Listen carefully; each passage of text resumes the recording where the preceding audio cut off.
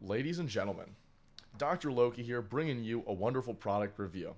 Today I changed it up. I see a lot of people do videos in front of their setups, so I thought, hey, I'd show off my setup a little bit and brag about it. I'm proud about my setup, so I like to, when I can, show it off a little bit. But today I have a really special product review for you. This is the Razer Mamba.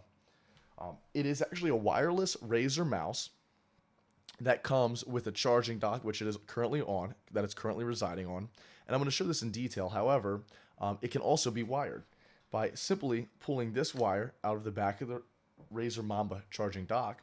I can plug it right in between this little guy, boom, and it locks in. It's now locked in there permanently, and it is now a wired mouse, just like a normal Razer mouse that you'd see.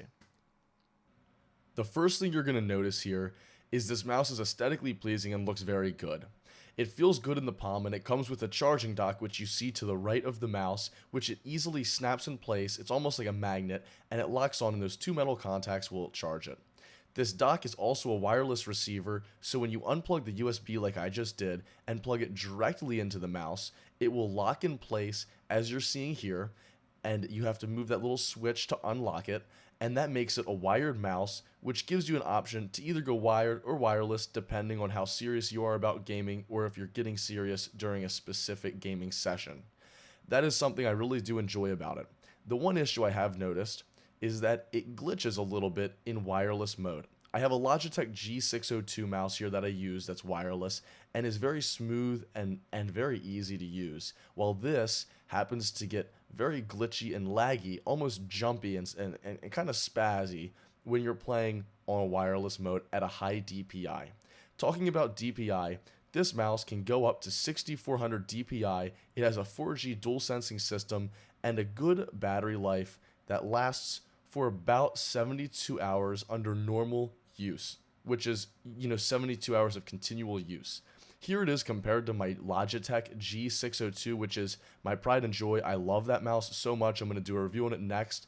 I would say the Razer Mamba is not worth the $120 price tag, but stick around and I'm going to go over a few other things with you. After using the Razer Mamba mouse for quite some time, as you can see here, I have learned that it works best wired, obviously.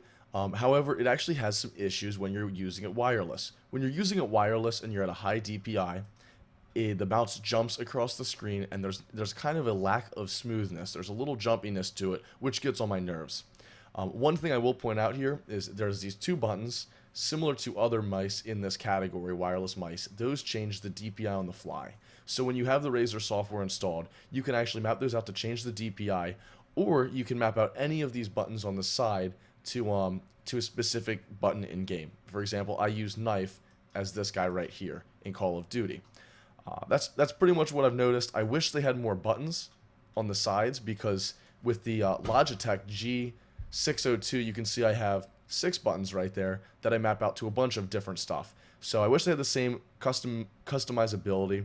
I would say I do like the wireless charging, or the charging dock, I should say, which is right here, but I do not like the mouse in general. I think it's not worth $120. I wouldn't recommend it. Anyway, I'll see you all later. Hope you enjoyed this review. Leave a comment in the description below. And if you think the mouse is better than it is, maybe you do, leave a comment and let other people know so that this can be an open dialogue. Peace. Check out my last video on the left. I am doing the aluminum power strip review from a company called Satechi. You guys are probably going to love this. It's a little unique, a little different than most power strips you've seen. And then on the right, I have the Control Freaks Black Ops 3 Special Edition that are for the Xbox One. And I went over those and how those can actually help improve your in-game accuracy. Click on either one if you want to check it out. Otherwise, subscribe in the up right-hand corner. Give it a like if you liked it. Give it a dislike if you disliked it. And of course, leave some feedback.